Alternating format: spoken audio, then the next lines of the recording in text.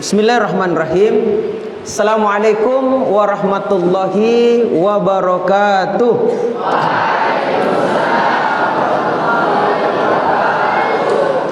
Alhamdulillahirabbil alamin wa bihi nasta'in ala umurid dunya waddin. Asyhadu an la ilaha illallah wahdahu la syarikalah wa asyhadu anna Muhammadan abduhu wa rasuluh. Amma ba'd. Anak-anakku sekalian, anak-anak santri rahimakumullah, alhamdulillah kembali kita memuji dan bersyukur kepada Allah Subhanahu wa taala, di mana di pagi hari ini alhamdulillah Allah Subhanahu wa taala masih memberikan kepada kita limpahan nikmatnya. Di antaranya adalah berupa nikmat kesehatan, kekuatan serta kesempatan untuk kita dapat bersama-sama hadir di pesantren kita ini dalam keadaan sehat walafiat, dengan nikmat berupa kesehatan, kekuatan serta kesempatan untuk kita dapat bersama-sama mengikuti kegiatan rangkaian daurah kita. Dan alhamdulillah pada hari ini adalah merupakan hari terakhir ya, atau penutupan daurah ini. Mudah-mudahanlah kebersamaan kita ini dapat bernilai pahala di sisi Allah Subhanahu wa taala. Dan apa-apa yang kita dapatkan dari pertemuan kita ini mudah-mudahan bisa bermanfaat. Sebesar-besarnya adalah untuk diri pribadi kita dan juga untuk kemaslahatan kaum muslimin. Anak-anakku sekalian, bersyukurlah kepada Allah di saat kita ini alhamdulillah diberikan kesempatan untuk dapat berada di pondok pesantren kita ini, untuk menjadi para hufaz, para penghafal Al-Quran, orang-orang yang senantiasa bukan hanya menghafalkan Al-Quran, tetapi juga bagaimana menjaga Al-Quran tersebut. Anak-anakku sekalian, Al-Quran adalah merupakan pedoman hidup bagi kita manusia. Allah Subhanahu wa taala berfirman dalam Al-Quran surah Al-Baqarah surah kedua di ayat yang kedua. Kalian juga sudah hafal apa itu? Zalikal kitabu la raiba fihi hudal lil muttaqin. Inilah kitab, tidak ada keraguan di dalamnya, petunjuk bagi orang-orang yang bertakwa. Jadi Al-Quran anak-anakku sekalian, yang kalian jadikan nanti sebagai fokus untuk kalian mampu untuk menghafalnya, itulah pedoman hidup kita. Itulah yang akan menuntun kita kepada kebaikan. Allah yang menciptakan manusia, Allah tahu tentang urusan manusia. Maka agar supaya manusia itu tidak tersesat di dunia ini, maka Allah menurunkan petunjuk dan pedoman hidup. Apa itu? Al-Quran. Dan ini pula lah anak-anakku sekalian yang dipergunakan oleh Rasulullah SAW untuk memperbaiki kondisi umat pada saat itu, di mana kalian mungkin telah mengetahui di mana Rasulullah diutus, yakni di sebuah kaum yang disebut sebagai, atau sebuah zaman yang disebut sebagai zaman jahiliyah. Biasa dengar ya? Biasa dengar zaman jahiliyah? Apa jahiliyah itu zaman kebodohan. Kenapa mereka disebut bodoh? Karena mereka tidak menyembah Allah. Yang mereka sembah apa? Yang mereka sembah patung, yang mereka sembah pohon, yang mereka sembah matahari, yang tidak bisa berbuat apa-apa. Maka mereka disebut bodoh, jahal, bodoh, miskin, hina. Bahkan pada saat itu anak-anakku sekalian, begitu bodohnya mereka, sampai-sampai mereka itu pada zaman itu, mereka itu tidak senang kalau melahirkan anak perempuan. Mereka senang kalau melahirkan anak laki-laki. Itu zaman jahiliyah. Tapi ada zaman sebelumnya, zamannya Nabi Musa. Siapa yang ketemu dengan Nabi Musa? Raja siapa namanya? Fir'aun. Tak baliknya, justru yang dibunuh siapa? Laki-laki. Andaikan kamu ada di zaman Nabi Musa, mati mau ke semuanya. Andaikan perempuan ini, perempuan yang di belakang akhwat ini ada pada zaman jahiliyah, mati juga semuanya. Jadi seri ya. Kenapa zaman Fir'aun? Fir'aun membunuh laki-laki gara-gara mimpi. Hati-hati juga dengan mimpi. Dia mimpi ada anak kecil merebut mahkota di kepalanya. Maka setelah bangun, dia tanya itu anunya, dukun-dukunnya. Maka ini juga dukun patolo-tolo ini. Apa kira-kira takbir mimpiku ini para dukun? Dia bilang, oh Tuan Raja, ada anak laki-laki yang akan merebut kerajaan Anda. Karena tidak mau direbut kerajaannya Mesir pada saat itu, maka dibuatkan undang-undang ultimatum bahwa semua anak yang lahir laki-laki harus dibunuh. Maka dicek nih perempuan yang hamil, dijagai sampai melahirkan. Pas lahir laki-laki, gerek lehernya, potong lehernya, begitu terus. Kenapa? Karena takut lewat mimpi. Ibunya Nabi Musa, bagaimana ini? Karena tempatnya terpencil, akhirnya dilahirkan Musa laki-laki. Mati meja, bagaimana ini? Akhirnya dengan izin Allah, tawakal ibunya, dialirkan itu anak di Sungai Nil, dikasih masuk di tempat, sebuah tempat. Biasa lihat itu keranjang buah, nak. Biasa lihat keranjang buah. Di situ dikasih masuk Nabi Musa. Baru dialirkan. Dan alirannya ini masuk ke kerajaannya Firaun. Hebatnya itu. Sampai di sana, didapat oleh istrinya Firaun. Rupanya Firaun tidak punya anak. Akhirnya dia, gagahnya nih anak. Firaun lihat, laki-laki bunuh. Dia bilang, bunuh mau kok. Istrinya Firaun bilang, bunuh mau kok.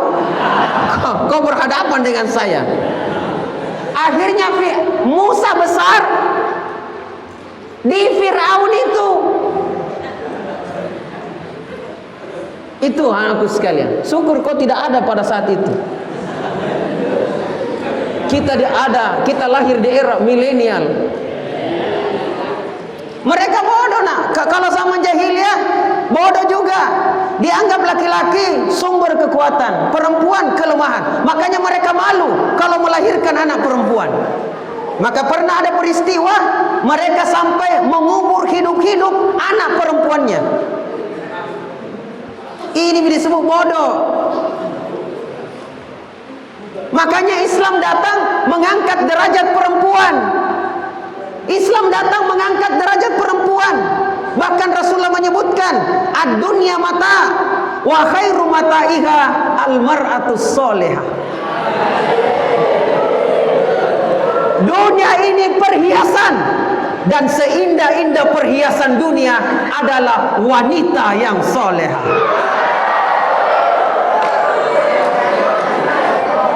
Mungkin kalian tanya, di mana itu Ustaz? Di mana Ustaz? Kalau saya kasih tahu kok di mana Ustaz itu wanita soleh, itu yang ada di belakang Anda sekarang. Nah, sudah.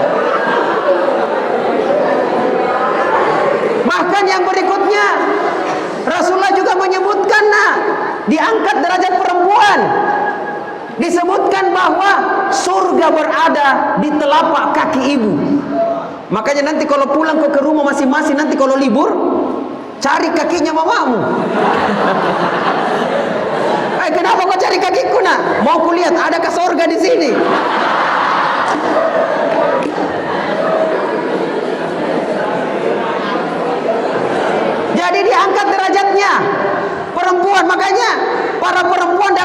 itu tinggi kedudukannya.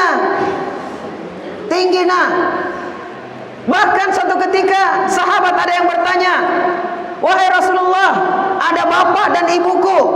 Kalau saya bisa berbuat baik kepadanya, kepada siapa saya harus berbuat baik? Dibilang apa? Ummuka, ibumu. Kemudian siapa lagi? Ibumu. Kemudian siapa lagi? Kedua ini bapak dengan mama. Ibumu, ibumu, ibumu. Baru apa? Bapakmu. Baca kau bapak-bapak. Satu. Mama tiga.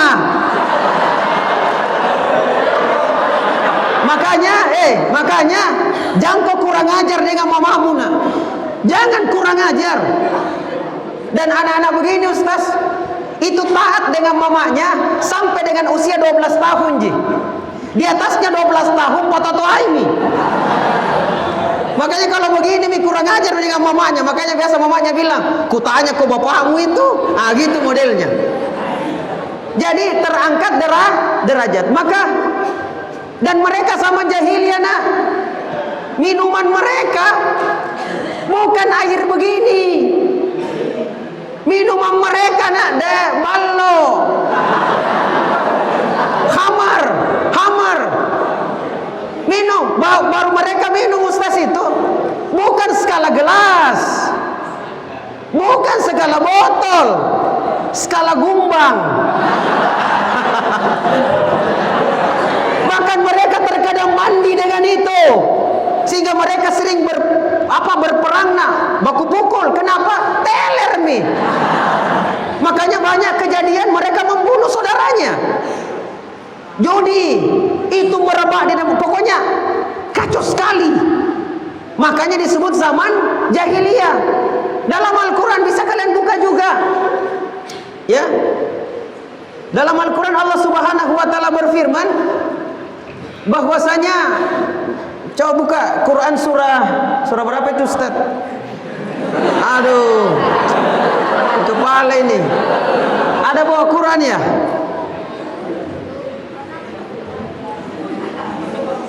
Aduh, error minne.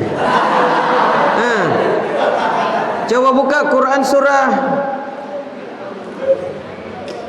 Oh ya, ini Al-Jumu'ah.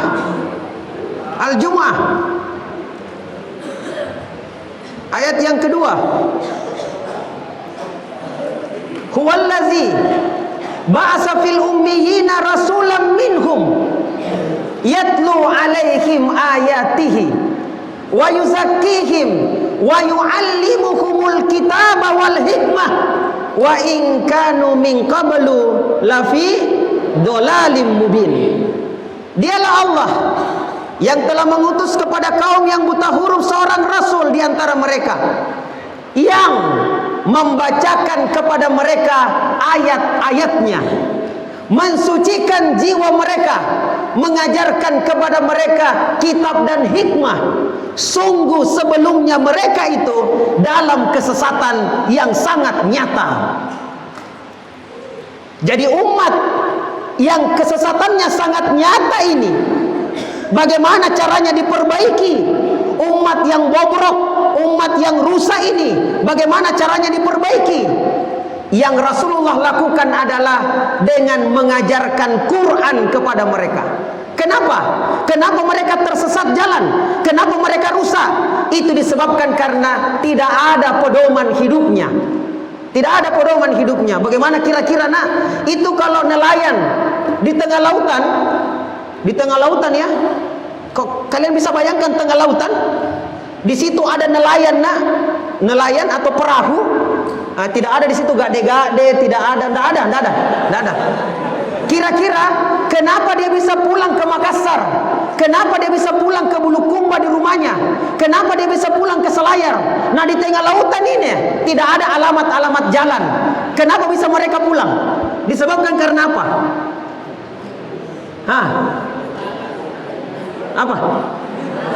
Apa yang mereka punya sehingga mereka pergi ke tengah lautan? Sepanjang mata memandang hanya lautan saja. Tapi kenapa mereka bisa pulang ke rumahnya? tidak terdampar di Madagaskar, tidak terdampar di Australia, di Ethiopia, tidak. Mereka bisa pulang ke Selayar, pulang ke Bulukumba. Kenapa bisa? Karena ada apanya? Halo? Hah? Karena ada kompas. Ada kompas kah? Apa itu kompas, nak? Penunjuk arah, utara, selatan, timur, barat, sehingga mereka lihat, oh, di situ barat laut kampungku. Mereka bisa pulang ke kampungnya, ketemu dengan anak dan istrinya. Bagaimana kalau nelayan hilang kompasnya, jatuh di tengah lautan? Bagaimana kira-kira? Tidak usah khawatir, para nelayan Indonesia hebat-hebat semuanya. Mereka bisa pulang ke kampungnya biar tidak ada kompas. Kenapa? Karena ada kompas alam yang namanya bintang, yang namanya bulan. Mereka bisa menghitung, oh, bintang sana, di situ kampungku itu. Itu tidak mengarah ke sana. Tapi bagaimana kira-kira kalau hilang kompasnya di tengah lautan?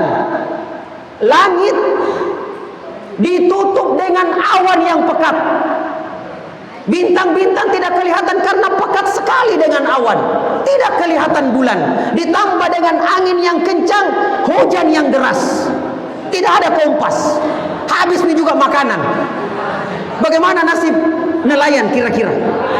Maka akan terombang-ambing di tengah lautan. Di mana angin berhembus, di situ dia berada. Maka rencananya pulang ke Bulukumba, nyasar sampai kemana? Sampai ke Afrika Utara sana. Makanya banyak orang Makassar di sana, Ustaz. Ya, kalau ditanya kenapa kau ada di sini? Buat kau kampung Makassar. Dia bilang apa? Hilang kompasku. Syukurnya bisa dapat daratan. Seperti begitu juga manusia. Kalau tidak punya pedoman hidup, akan terombang-ambing dalam gelombang kehidupan dunia ini. Banyakkah orang terombang-ambing, Ustaz? Banyak. Sebentar saya kasih tahu. Banyak orang lingu, nak, di dunia ini. Lingu. Mau kemana ke ini? Ya, mau lihat orang lingu. Dulu, nak, ada model tren rambut panjang, gondrong baluta. Semua laki-laki kasih panjang rambutnya. Tiba-tiba muncul tren rambut duran-duran. Tahu duran-duran?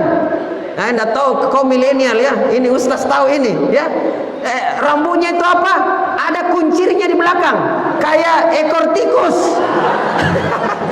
Ya, rambut yang panjang dipotong kayak ekor tikus di belakang sedikit. Tiba-tiba muncul lagi model rambut Michael Jordan. Siapa itu Michael Jordan? Pemain basket. Rambutnya pelontos, maka dipelontos lagi. Rambut saja dibuat ombang-ambing.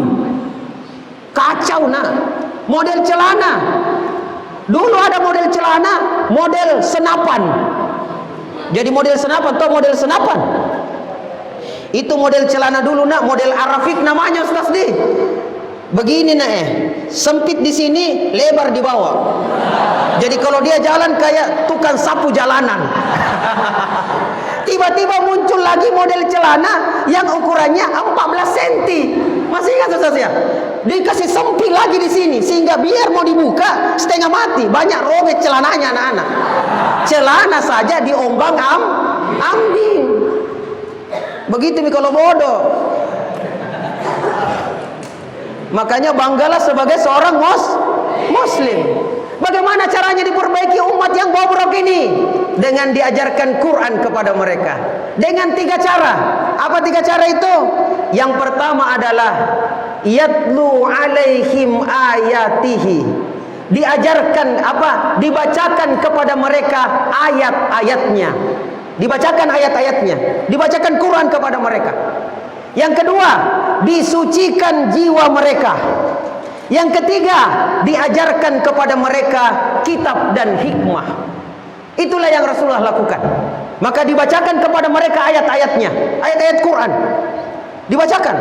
Yang senang, yang suka, yang ada imannya, langsung ikut kepada Rasulullah. Setelah itu disucikan jiwa mereka dengan tazkiyatun nafs. Setelah disucikan jiwa mereka, diajarkan kepada mereka kitab dan hikmah, Al-Quran dan Sunnah. Sungguh sebelumnya mereka itu dalam kesesatan yang sangat nyata. Anak-anakku sekalian, itulah yang Rasulullah lakukan. Singkat cerita, tidak cukup 23 tahun dalam risalah kenabian Rasulullah, umat yang awalnya dolalim mubin, dalam kesesatan yang sangat nyata, lewat diajarkan Quran kepada mereka, tidak cukup 23 tahun dalam risalah kenabian Rasulullah, terangkat derajat mereka yang awalnya dolalim mubin, dalam kesesatan yang sangat nyata, terangkat menjadi kuntum khaira ummah, kalian adalah umat yang terbaik. Bisa dibuka Quran surah ketiga Ali Imran ayat 110. Bisa dipaham ya? Awalnya umat yang bobrok, rusak, diajarkan Quran, tidak cukup 23 tahun, berubah. Umat yang awalnya dalam kondisi jahiliyah, zaman kebodohan, terangkat derajatnya menjadi kuntum khaira ummah, kalian adalah umat yang terbaik. Kepada siapa disampaikan umat terbaik? Kepada para sahabat yang dulunya disebut sebagai dolalim mubin, dalam kesesatan yang sangat nyata. Maka terangkat derajat mereka yang awalnya tadi bodoh. Mereka menyembah apa tadi? Menyembah patung, menyembah berhala. Berubah mereka menyembah Allah. Pernah dengar Bilal bin Rabah? Pernah dengar sahabat yang bernama Bilal bin Rabah? Pernah? Siapa dia itu sebelum masuk Islam? Dia itu budak. Budak nak. Waktu masuk Islam, itu budak pada saat itu. Budak pada saat itu, kalau kita nak ketemu dengan tuan-tuan tanah, biasanya menghormat begini tah. Iya pak, iya, begitu. Tapi zaman jahiliyah, caranya menghormat kalau ada tuannya lewat, bukan begini nak, mau pangi, langsung tersungkur, tidak ada berani melihat wajah daripada tuannya.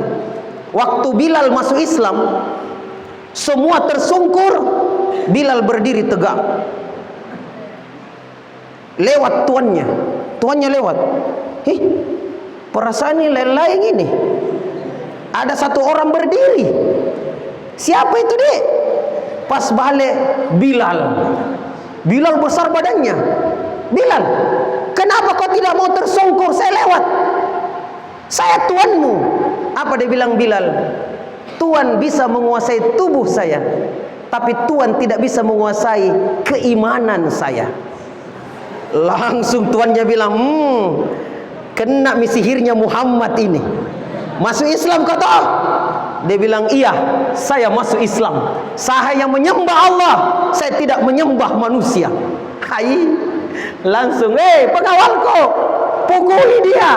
Dipukuli dari pagi sampai sore Bilal. Keluar kau dari Islam, dia tidak mau.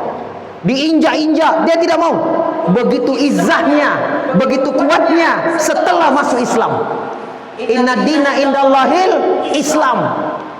Setelah itu karena sudah capek, dibayangkan orang yang memukul capek, yang dipukul masih begini-begini saja. Pukul lima lagi. Dia bilang capek mah.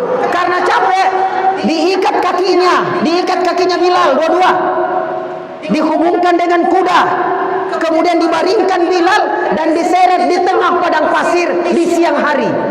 Diseret sambil dipukuli, keluar kau dari Islam bodoh ini. Bilal tidak mau, sudah tertancap iman di dalam dadanya. Sampai tahu padang pasir nak, kalau di sini kau tidak pakai sendal, lewat di sini, bagaimana kakimu nak? Panas tidak? Cuman panas. Kalau di sana di Saudi, siang hari nak, injak gurun pasir tanahnya, tidak pakai sendal, itu langsung melepuh. Tahu melepuh? Ada lilin nak, kau pasang tanganmu di atas yang menyala ini lilin tuh, kau pasang tanganmu di atas yang menyala itu. Bagaimana kira-kira tanganmu? Panas tidak? Panas. Langsung melepuh. Tahu melepuh? Keluar ada airnya. Biasa lihat itu ada airnya nak. Ada airnya, iya ada airnya. Kutu sudah pakai peniti. Kan biasa begitu. Itu namanya melepuh. Begitu Bilal kesian diseret di tengah padang pasir. Sampai di tengah-tengah, berhenti sampai di situ tidak. Bahkan tuannya bilang, keluar kau dari Islam, saya selamatkan kau dari perbudakan. Dia bilang, saya tidak mau. Saya tidak mau. Ya, karena tidak bisa, akhirnya dipasang di tengah padang pasir, diambilkan batu, diangkat dengan 5 orang. Berani itu batu, diangkat 5 orang. Sini kau rame-rame ki, angkat ki. Dibawa kemana? Ditindih di atas dada daripada Bilal bin Rabah. Makanya keluar dari mulut Bilal apa? Kata-kata apa? Ahad, ahad, ahad. Tambah marah lagi. Kalau kita barangkali ditindih, kita bilang apa? Oh male, mati makodongnya. Injo kau, Bilal beda. Apa dia bilang Bilal? Ahad, ahad, ahad. Tambah marah tidak tuannya? Tambah marah. Apa artinya ahad? Allah satu, Allah satu. Tambah marah, kurang ajar betul ini. Lewat Abu Bakar As-Siddiq. Siapa disiksa itu?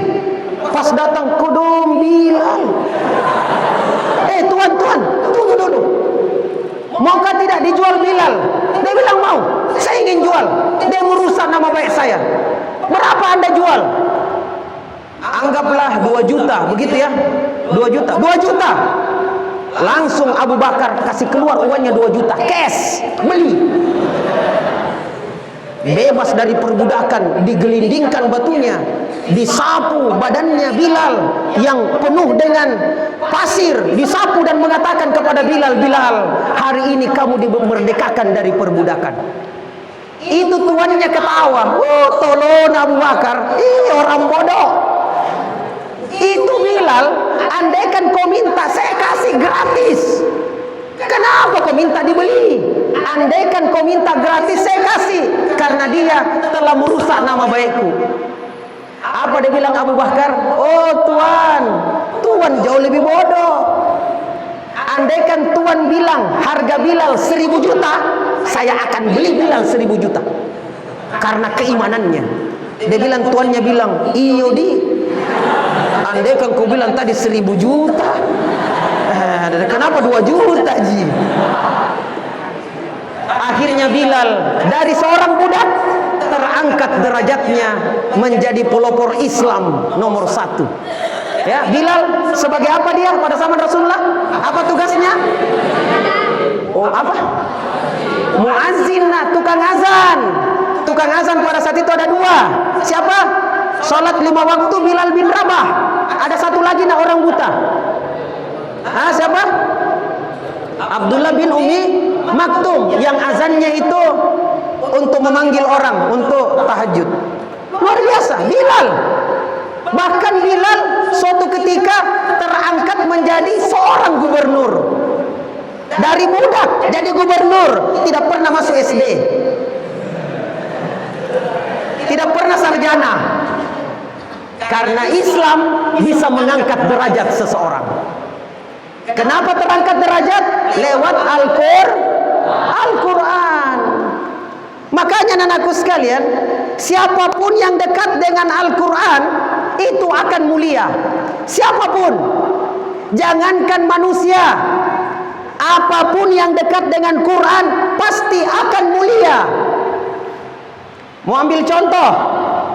Saya tanya kalian, malam apa diturunkan Al-Quran? Malam apa? Malam Lailatul Qadar. 1 tahun berapa malam? 1 tahun berapa malam? 365 malam. 1 tahun 365 hari. Dari begitu banyaknya hari-hari dalam setahun, hanya ada 1 hari yang paling mulia. Hanya ada 1 malam yang paling mulia, namanya malam Lailatul Qadar, di mana kalau kita berada di malam itu beribadah, maka pahala yang kita dapat lebih bagus daripada 1000 bulan. Malam apa itu? Kenapa mulia Lailatul Qadar? Karena malam itu diturunkan Al-Quran. Mulia malamnya. Bulannya, bulan apa diturunkan Quran? Bulan Ramadan. Syahrul Ramadan allazi unzila fihi al-Qur'an hudan linnas wa bayyinat minal huda wal furqan. Bulan diturunkan Quran namanya bulan Ramadan. Sebaik-baik bulan adalah bulan Ramadan. Kenapa bisa mulia? Karena diturunkan Al-Quran. Andaikan Muharram diturunkan Quran, maka Muharram bulan yang paling mulia. Tapi diturunkan bulan apa? Bulan Ramadan. Siapa yang menghantarkan Quran kepada Rasulullah? Malaikat apa? Sebaik-baik malaikat adalah malaikat Jibril. Kepada siapa diturunkan Quran? Kepada siapa? Kepada Rasulullah, Nabi Muhammad. Dari 25 nabi dan rasul, sebaik-baik nabi dan rasul adalah Rasulullah sallallahu alaihi wasallam. Di mana diturunkan Quran? Di mana? Di Mekah dan Madinah. Mekah dan Madinah. Sebaik-baik negeri, sebaik-baik tempat adalah Mekah dan Madinah, karena diturunkan Quran di situ.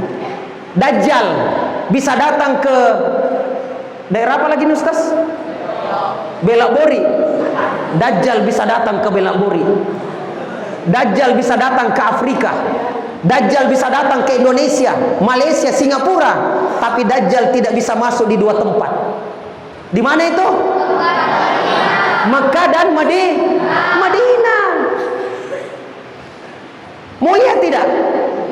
Mulia. Manusia yang dekat dengan Quran mulia. Rasulullah bersabda, khairukum. Apa lanjutannya? Angkat tangan satu orang. Siapa bisa baca hadisnya? Ayo. Anak muslim harus berani. Saya Ustaz. Jangan kau anak muslim selalu begini. Kau nak mati mijah. Bayangkan kalau 3 kali Ustaz tanya, 3 kali kau mati. Angkat tangan, siapa? Ya, baca. Bagus. Khairukum man ta'allamal Qur'ana wa 'allamahu. Apa artinya? Sebaik-baik manusia di antara kalian adalah yang mempelajari Al-Quran dan mengajarkannya. Kalian belajar tidak Quran? Kalian sebaik-baik umat. Kalian ini dicari-cari dengan perempuan-perempuan soleha. Bahkan sementara kita duduk di sini, ada yang WA, kau punya HP. Di mana Kika?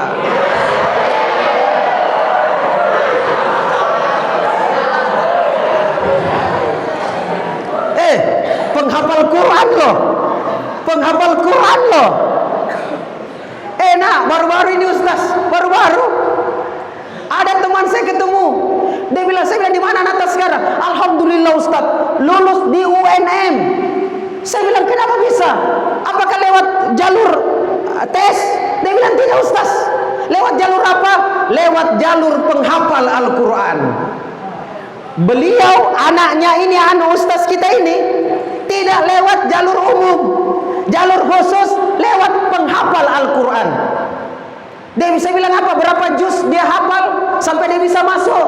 Dia bilang apa? Cuma 15 juz Ustaz. Disuruh anakku pilih fakultas mana saja, pilih mana suka, tinggal tunjuk fakultas ini, langsung masuk.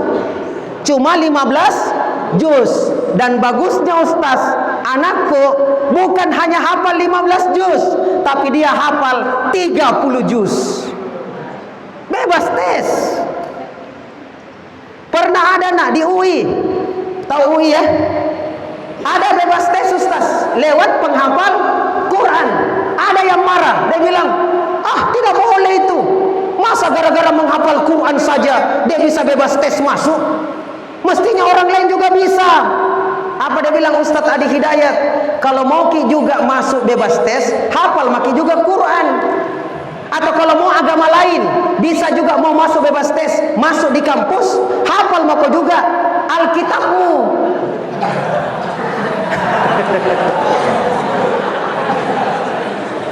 Bebas tes kok itu. Dia kira gampang hafal Quran, dia kira gampang. Susah tidak hafal Quran? Susah. Bagi yang anggap susah, susah kok iya. Selalu bilang susah. Saya ini guru matematika, nak. Selalu kalau saya tanya anak-anak, susah Paskar, susah. Memang otakmu susah. Nah, anu gampang gini. Saya bilang kok gampang. Dia bilang iya pernah gampang. Pas naik tidak bisa, itu susah Paskar. Saya bilang memang otakmu otak susah. Padahal gampang. Bisa dipaham nak? Mulia dengan Al-Quran. Kalau umat Islam berquran, aman dunia. Mau ambil contoh, yang penting berquran. Makanya Ustaz, saya keliling sekarang ini ya, di mana-mana saya sampaikan kepada tempat-tempat hafiz Quran. Nah, jadi ki penghafal Quran, nah. Belajar ki juga ilmu pengetahuan, nak, cerdas ki. Kalian calon-calon pemimpin di masa depan. Kalau kalian jadi pemimpin di masa depan, nak, kalian juga hafal Quran. Maju Indonesia ini, baldatun thayyibatun wa rabbun ghafur. Sekarang nak, saya ingin pencuri jadi pejabat. Ante kamma. Saya bilang apa? Andaikan umat Islam berquran semuanya, tidak ada namanya minuman keras, tidak ada Ambil contoh di desa Belabori, di sini dijual Ustaz minuman keras, dari tradisional sampai internasional. Tahu minuman keras tradisional? Ballo. Ada dari Kendari di sini. Kolaka, Kameko. Tahu Kameko? Itu temannya Ballo Injo. Yang internasional, vodka brandy. Oh, dijual di sini, nak. Tapi laki-lakinya umat Islam berquran semuanya, tidak ada yang mau minum. 3 bulan tutup itu tempat-tempat penjual minuman keras. Bahkan minuman kerasnya nabuan semuanya, kacing asengi. Tidak ada mau minum. Ditanya kenapa tidak ada mau minum, dia bilang, di sini laki-lakinya berquran semuanya. Dia baca ayat, innamal khamru wal maisir. Sesungguhnya arak, judi, mengundi nasib. Yas'alunaka 'anil khamri wal maisir. Ya. Sesungguhnya arak, judi, mengundi nasib, perbuatan setan, perbuatan keji. Jauhi. Jangankan mau minum Ustaz, cium saja baunya minuman keras, mereka sudah mau muntah. Bagaimana caranya mereka mau minum? Akhirnya minuman keras kaci sendiri, tutup. Di sini ada prostitusi, minta maaf, prostitusi. Perempuan-perempuan yang jual dirinya dengan harga yang murah. Sudah di sini. Ya, tidak cukup 1 bulan mereka kepak kopor pulang kampung semuanya. Mereka kasih apa? Pakai baju, kasih kelihatan pahanya, roknya di atas lutut, menor, ya, alis mata membahana, ya, duduk-duduk di depan situ. Tapi kalau umat Islam laki-lakinya berquran semuanya, tidak laku mereka. Kepak kopor pulang kampung semuanya. Ditanya kenapa kau pulang kampung? Pacai di sini, ses saja ki. Di sini laki-lakinya berquran di semuanya. Dia baca ayat wala taqrabuz zina. Innahu kana fahishatan wa sa'a sabila. Jangan engkau dekati zina. Jadi bagaimana caranya mau dekat? Mendekati saja tidak mau. Setiap mau dekat, astagfirullah haram. Astagfirullah haram.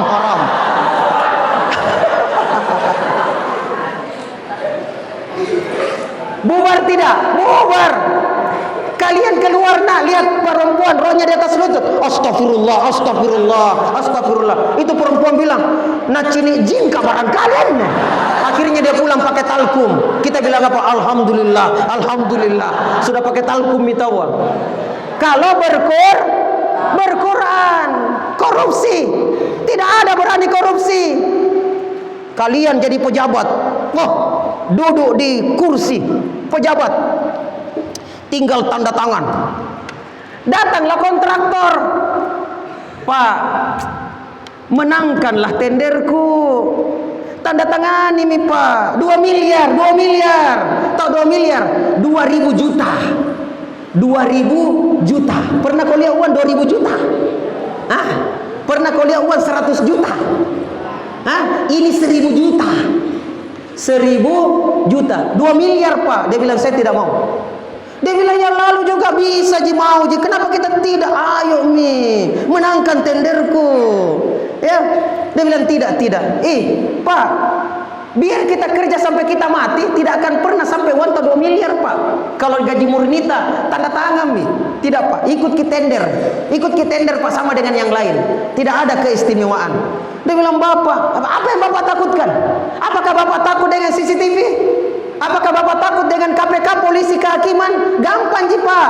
Kalau gara-gara ini Bapak masuk ke penjara, dihukum, saya bisa bebaskan. Saya akan sogok hakim, jaksa, pengadilan supaya Bapak bebas. Lantas kamu bilang, enggak bisa Pak, saya tidak mau. Kenapa Bapak tidak mau? Dia bilang, Pak, bisa Bapak selamatkan saya dari pengadilan dunia dengan menyogok hakim, jaksa, pengadilan. Tapi bisakah Bapak menyogok nanti malaikat di akhirat kelak? Bisa ki? Hah? Memang di dunia tidak ada yang lihat apa yang kita punya perbuatan, keculasan kita, kecurangan kita. Tidak ada yang lihat korupsi saya ini, tidak ada yang lihat. Tapi nanti di akhirat Allah Subhanahu wa taala berfirman, "Al-yauma nakhtimu." Ayo. "Al-yauma nakhtimu ala afwahihim wa tukallimuna aydihim wa tashhadu arjuluhum bima kanu yaksibun." Apa artinya? Hari di mana mulut akan dikunci rapat oleh Allah.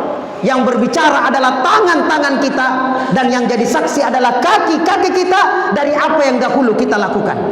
Bisa kita selamatkan nggak? Mulut dikunci rapat, tangan bicara, kaki jadi saksi. Langsung itu kontraktor bilang, salah orang. Ustaz Penna, dia tidak tahu dia adalah merupakan alumni pesantren Wadi apa? Wadi Qura. Dia bilang salah orang. Makanya kalau kita tahu itu ayatnya, tidak ada yang berani curi sendalnya temannya di sini. Ingat siapa yang bicara nanti di akhirat? Mulut atau tangan? Siapa jadi saksi? Siapa jadi saksi? Dan tidak ada perampok berangkat pergi merampok, dia simpang kakinya di rumahnya sambil mengatakan jangko ikut. Jangan sampai jadi saksi nanti di akhirat. Tidak ada. Kaki jadi saksi. Bisakah tangan bicara? Bisa tidak tangan bicara? Bisa tidak? Halo, bisa tidak? Mulut ciptaan Allah tidak? Tangan ciptaan Allah tidak? Bagaimana kalau diganti ini tangan bisa bicara, mulut tidak bicara? Bisa tak? Jangankan tangan bicara, televisimu bicara. Televisimu bicara. Adakah mulutnya televisi? Kenapa bisa bicara? Banyaknya lagi yang bicara. Kenapa bisa bicara itu? Sedangkan benda mati bisa bicara, apalagi benda hidup. Jadi siapa di sini yang suka curi sendalnya temannya, hati-hati kok. Apa istilahnya Ustaz? Gosok. Ini nih penyakit di pondok. Anakku juga di pondok Ustaz. Selalu, Abah, hilang lagi sendalku. Padahal sudah kutulis di Jokowi. Hilang juga.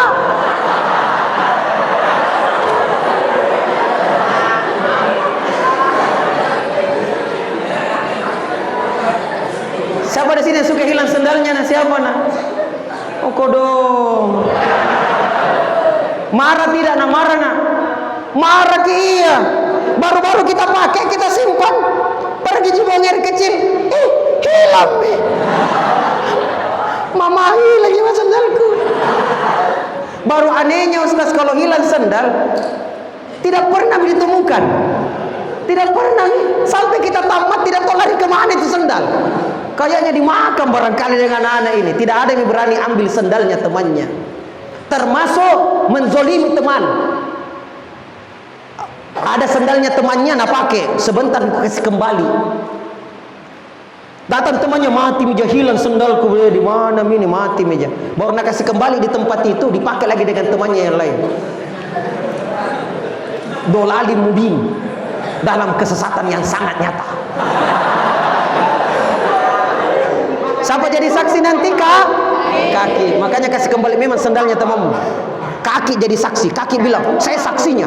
Saya dipakai, saya terintimidasi, saya dipaksa pakai. Padahal tidak mau pakai. Nah, sandal curian. Tapi apa boleh buat? Dia zolimi saya.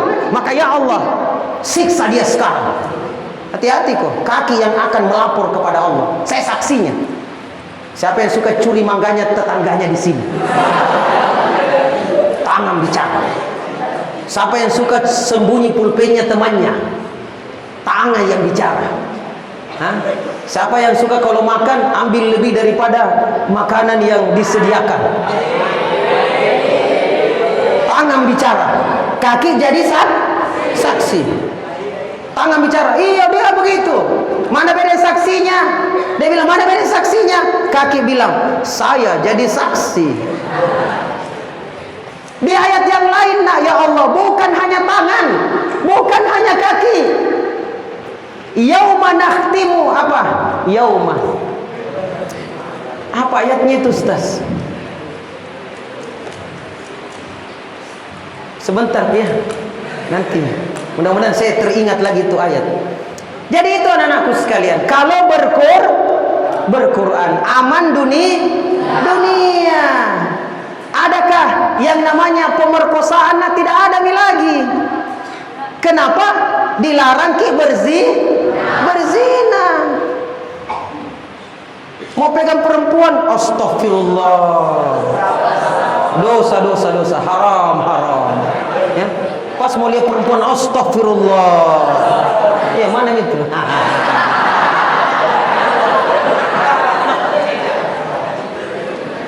Ada pernah Ustaz lucu. Itu ada teman bilang, tapi Ustaz Asgar, ada juga penghafal Quran tapi pacaran.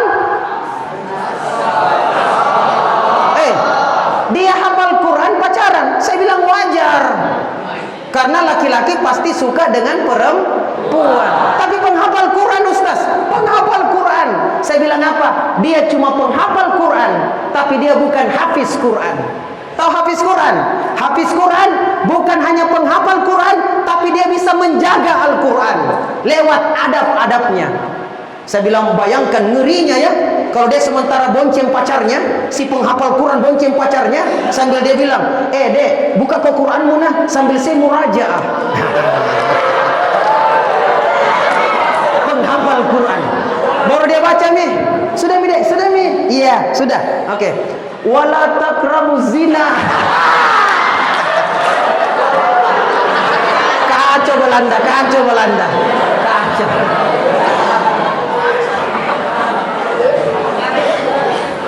Jadi mulia dengan Al-Quran.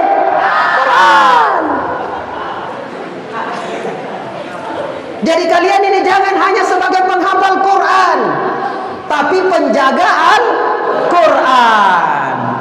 Setiap mengambil sendalnya temannya, astagfirullah. Baru dia baca ayat, mahatimnya tidak jadi. Pas dia mau ambil lagi makanan, astagfirullah. Ya ayyuhan nas, kulu mimma fil ardi halalan thayyibah. Tidak jadi, Ustaz. Tidak jadi. Ya Allah, hebatnya kalau penghafal Quran. Makanya penghafal Quran itu dijaga. Itu dibebas tes masuk kampus. Saya tanya pembantu rektor 4, kenapa bisa Prof? Dia bilang penghafal Quran itu sudah bagus akhlaknya. Makanya kalau masuk di kampus, kita tinggal tambah ilmu, sudah hebat nanti ke depan. Adapun yang lain, saya ingin penghafal lagu dangdut juga asing setengah mati diperbaiki. Begitu nah ya. Ya, jadi syukur Ki karena berada di penghafal Quran. Nah, pertanyaannya adalah apa akibatnya kalau kita jauh daripada Al-Quran? Apa akibatnya? Ada yang tahu? Apa?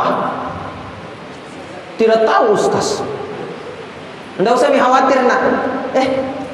Apa? Kau angkat tangan tadi? Kau angkat tangan tadi? Atau cuma apa? Jalan dalam kesesatan. Apa nak? Jalan dalam kesesatan. Ulang. Jalan dalam kesesatan. Mantap. berjalan dalam kesesatan. Kalau jauh dari Quran, apa yang terjadi? Minimal ada 4. Kalau kita jauh dari Al-Quran, jadi pulang kau nanti ke rumahmu kasih tahu orang tuamu, mama, kalau jauh dari Quran mama, 1, 2, 3, 4. Jadi jangkit suruh kak saja jadi penghafal Quran, tapi kita juga baca Quran. Kakak, hati-hati kalau kau jauh dari Quran. Apa akibatnya? 1, 2, 3, 4. Iyo, apa itu 1? Nggak ku tahu juga. Pokoknya 4. Yang pertama, kalau kita jauh dari Quran, yang pertama yang kita akan dapatkan adalah kehidupan yang sempit. Kesesatan. Sempit hidup kita kalau jauh dari Quran. Sebentar, atau nanti tulis saja ayatnya nak. Nanti buka Quran surah 20. Surah apa itu surah 20? Surah Toha. Ayat 124 sampai dengan ayat 126. Nanti dibuka. Nanti dibuka sebentar. Toha ya 20 ya. 124 sampai 126. Allah berfirman begini. Waman a'rada an zikri fa innalahu ma'isyatan dongka wa nahsyuruhu yaumal qiyamati a'ma. Barang siapa yang berpaling daripada peringatanku, kata Allah, maka untuknya, maksudnya berpaling dari peringatan Allah, yakni berpaling daripada Al-Quran, maka untuknya 1, kehidupan yang sempit, dan kedua, mereka akan dikumpulkan nanti di akhirat dalam keadaan buta. Apa dia dapat di sini? 2 dik. Di dunia kehidupan sempit, di akhirat dikumpulkan dalam keadaan buta. Bagaimana kalau buta di dunia nak? Warna apa jadi bisa lihat? Tidak ada warna, tidak ada warna. Tidak ada. Hah? Ada got, jatuh juga di got. Di dunia kita melihat, di akhirat dalam kondisi buta. Deh, amur mako. Makanya mereka bertanya, qala rabbi lima khasyartani a'ma wa qad kuntu basira. Ya Tuhanku, kenapa sekarang ini kami dikumpulkan dalam keadaan buta, padahal dulunya kami melihat. Kami melihat di dunia, kenapa sekarang dikumpulkan dalam keadaan buta? Apa kata Allah di ayat berikutnya 126? Qala kadzalika atatka ayatuna. Demikianlah kata Allah, telah datang ayat-ayatku kepadamu, peringatanku kepadamu, tapi kau lupakan peringatan itu, maka pantaslah hari ini pun kamu dilupakan. Hidup sempit kalau jauh dari Quran. Mau ambil contoh hidup sempit? Mau ambil contoh? Sayangnya kalian ada televisi Ustaz di pondok? Tidak ada. Kekurangan informasi kuna. Tidak apa-apa deh. Yang penting yang kita kebanjiran informasi Al-Quran. Saya akan cerita nak kehidupan yang sempit dari informasi yang baru-baru terjadi. Ada orang nak, itu kan laki-laki perempuan ada rasa sukanya dik, laki-laki dengan perempuan dik. Betul atau tidak? Betul ya? Itu gara-gara rasa suka laki-laki perempuan nak lahir kok. Pulang mau nanti ke kampung. Mama, apakah saya lahir ini buah cinta kasih kalian berdua? Langsung kada lempari sendal, kurang ajar ini.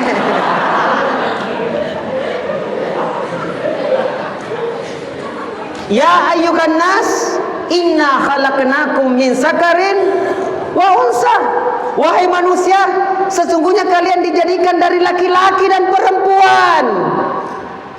Bukan laki-laki dengan laki-laki. Makanya Allah menurunkan Adam dengan Hawa, bukan Adam dengan Erwin.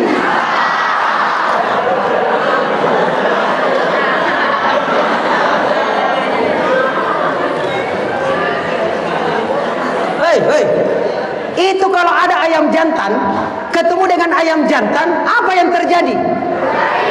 Si sepoloki berkelahi. Tidak ada itu bagus sayang-sayang, tidak ada. Makanya kalau ada laki-laki suka dengan laki-laki ide, gelek-gelek kunak, masak pedang lawan pedang, ya Allah. Apa yang terjadi?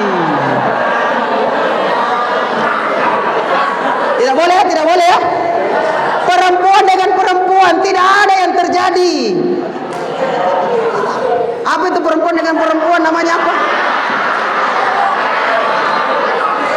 Apa? Ya sudah. Makanya itu LGBT, tenan tamar yakkalaka.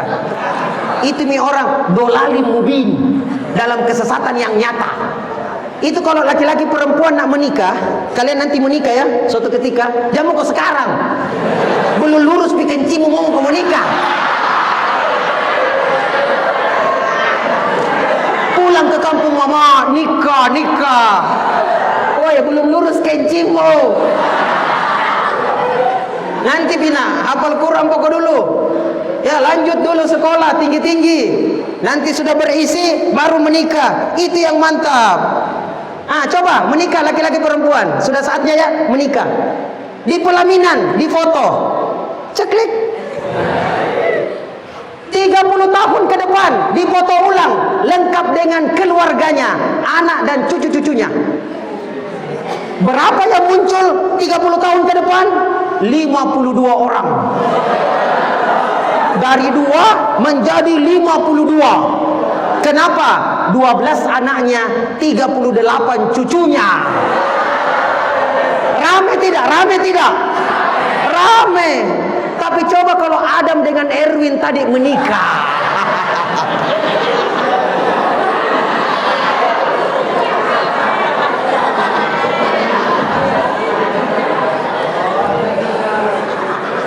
Menikah di Belanda sana. Karena bisa menikah ustaz sejenis di sana. Menikah, setelah menikah difoto, ceklik. 30 tahun ke depan difoto ulang. Bertambah tidak? Kau lagi. Aduh, Adam dengan Erwin. Ya Allah.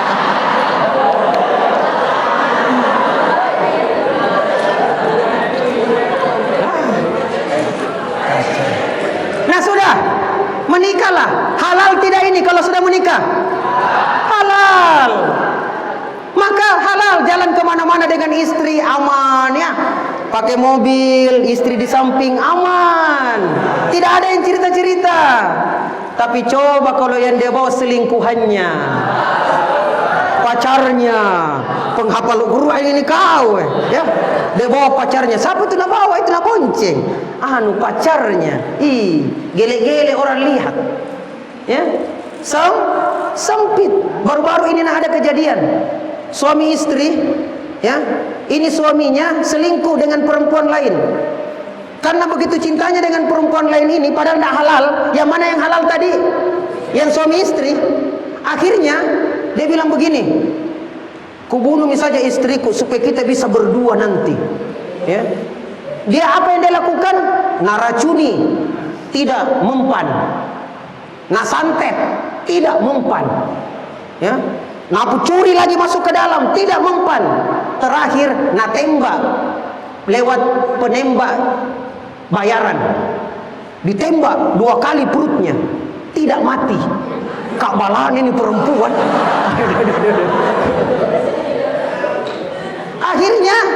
Akhirnya nak ditangkap CCTV kejadian ini, ditembak. 5 orang ditangkap. Siapa otaknya? Otaknya adalah suaminya. Karena takut nih, akhirnya lari. Di pelarian dia datang ke rumah orang tuanya, minta maaf. Sambil setelah itu dia minum racun, mati. Istrinya 4 kali ditembak, diracun, disantet, tidak mati-mati. Dia 1 kali diracun, mati. Ada yang halal, dicari yang haram. Bisa paham nak? Hidup sempit. Udah, 1. Yang kedua, apa jadinya kalau jauh dari Quran? Yang kedua, makanya dekat kau terus dengan Quran, nah mulia ki. Yang kedua, kalau jauh dari Quran temannya setan. Temannya setan. Nanti buka Quran surah 43 ayat 36 sampai dengan ayat 37. 43 ayat 36 sampai dengan ayat 37. Allah berfirman, "Wa may ya'shu an dzikrir rahman nuqayyid lahu syaitanan fahuwa lahu qarin." Barang siapa yang berpaling dari pengajaran Tuhan yang Maha Pemurah, yakni Al-Quran, maka kami akan jadikan setan menyesatkannya, dan setan itu akan menjadi sahabat karibnya. Apa kalau jauh dari Quran, nak? Siapa sahabat karibnya? Setan. Kalau anak-anak jauh dari Quran, bicaranya kayak setan, tingkah lakunya seperti setan, tatonya tato setan, dan sekali-sekali kemasukan setan. Dan kalau kemasukan setan, siapa yang dipanggil?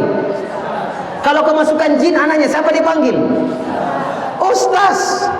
Datang, biasa dipanggil Ustaz Ruqyah. Datanglah Ustaz Umar. Ustaz, tolong Ustaz, kasasukan ke mana kanta Ustaz, kemasukan ke kesian. Datanglah Ustaz, baca Quran. Baca Quran tak? Bukan lagu dandut tak? Jangan kita baca Quran Ustaz, ini danduter ini anak ini. Bukan, baca Quran. Dibacakan Quran 2 jam, abu-sabusa meluna Ustaz kah? Keluar jinnya. Alhamdulillah bu, selama mi anatta keluar mi jinnya. Apa dia bilang itu ibu?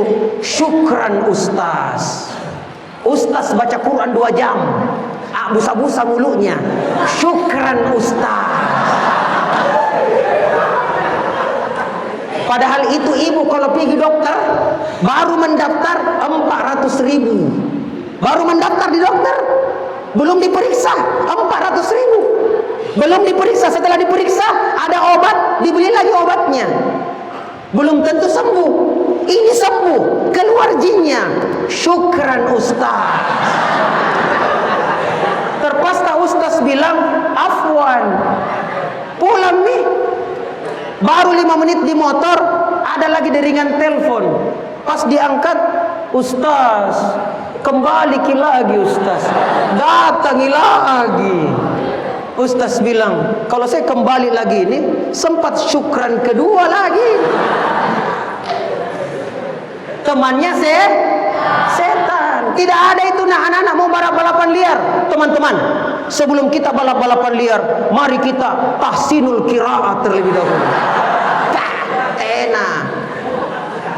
Adakah balok misalnya? Ada orang minum balok? Sebelum kita minum balok, baca basmalah dulu ya. Gele-gele ki masuk, gele-gele ki. Itu temannya bilang, langsung sadar temannya kurang ajar ini. Ya, berhenti kau minum gara-gara kau. Sadar langsung temannya. Temannya setan. Kalau jauh dari Quran. Dua bisa? Yang ketiga, kalau jauh dari Quran, nasib kita seperti hewan ternak. Pernah kau lihat sapi di sini? Pernah lihat sapi? Tiap hari? Hah? Pernah? Itu pasukan pramuka itu. Sapi, pernah lihat sapi? Pernah lihat kerbau? Pernah. Kalau jauh dari Quran, lebih rendah daripada sapi, lebih rendah daripada kerbau, lebih rendah daripada ayam. Kalau jauh dari Quran. Bukan nanti Quran surah ke-7 ayat 179. Walaqad zara'na li jahannama katsiran minal jinni wal ins lahum qulubun la yafqahuna biha wa lahum a'yunun la yubsiruna biha wa lahum azanun la yasma'una biha ulaika kal an'am bal hum adall ulaika humul ghafilun. Sungguh kami akan penuh sesakkan neraka jahanam. Neraka jahanam nanti diasakkan orang dari sebagian jin dan manusia. Kenapa? Karena mereka diberikan hati, tidak dipakai untuk memahami ayat-ayat Allah. Mereka diberikan penglihatan, tidak dipergunakan untuk melihat tanda-tanda kekuasaan Allah. Dan mereka diberikan telinga pendengaran, tapi dia tidak pergunakan mendengarkan ayat-ayat Allah. Ulaika kal an'am, mereka laksana binatang ternak, bahkan lebih jelek lagi daripada binatang ternak. Dan mereka termasuk golongan orang-orang yang lalai, seperti binatang ternak. Saya minta maaf yang perempuan di belakang, akhwat. Itu kalau kita mau lihat, ini contoh saja. Kalau kita mau lihat auratnya ayam, pernah lihat auratnya ayam? Kalau kita mau lihat auratnya ayam atau pahanya ayam, tidak gampang. Ayam jual mahal. Bagaimana caranya, Ustaz? Tangkap dulu atau beli.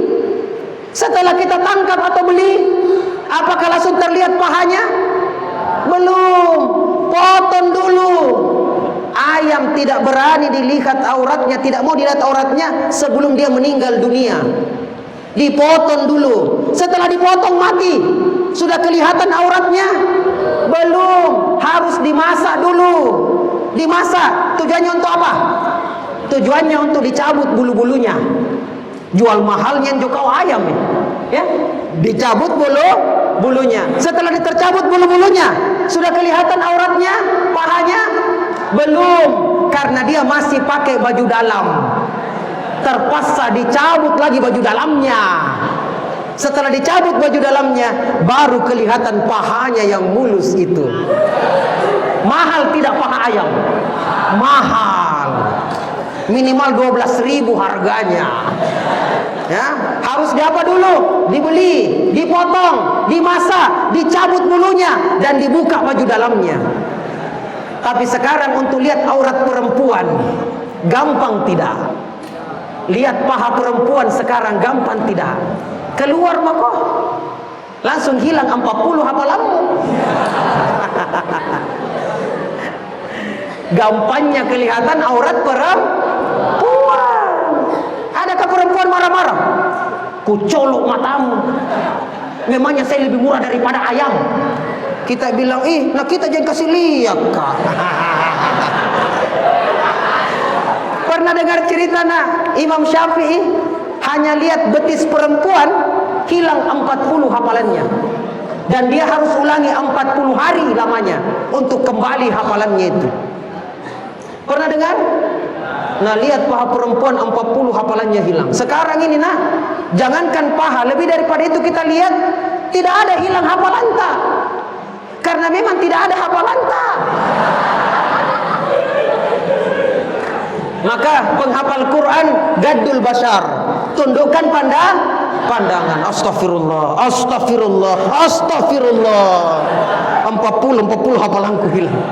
Bersihkan hatimu ya. Harus beradab. Berapa mi tadi? 3 mi. Yang keempat, kalau jauh dari Quran, yang kita dapatkan adalah kekalahan. Ada enggak orang kafir benci dengan Islam? Orang kafir benci dengan Islam atau tidak? Benci. Buka Quran surah kedua ayat 120. Walan tarda angkal yahudu walan nasara hatta tattabi'a millatahum. Orang Yahudi dan orang Nasrani tidak akan pernah senang kepada kalian hingga kalian ikut kepada ajaran agama mereka. Di surah Shaf, yuriduna liyutfi'u nurullahi biafwahihim. Mereka ingin memadamkan cahaya agama Allah lewat mulut-mulut mereka. Bagaimana caranya untuk mengalahkan Islam? Jauhkan dia dari Quran. Buka nanti Quran surah 41 ayat 26. Kutulis saja 41 ayat 26. Kekalahan yang kita derita kalau jauh dari Quran. Allah berfirman, wa qala allazina kafaru la tasma'u li hadzal Quran. Apalagi lanjutannya? Wal gaufihi la'allakum taglibun. Berkatalah orang-orang kafir, janganlah engkau dengarkan dengan sungguh-sungguh akan Al-Quran itu. Buat hiruk pikuk terhadapnya, niscaya kamu dapat mengalahkan mereka. Bagaimana caranya dikalahkan umat Islam? Dengan jalan apa? dijauhkan dari Al-Quran. Kapan dia jauh dari Quran, maka mudah untuk disesatkan umat Islam.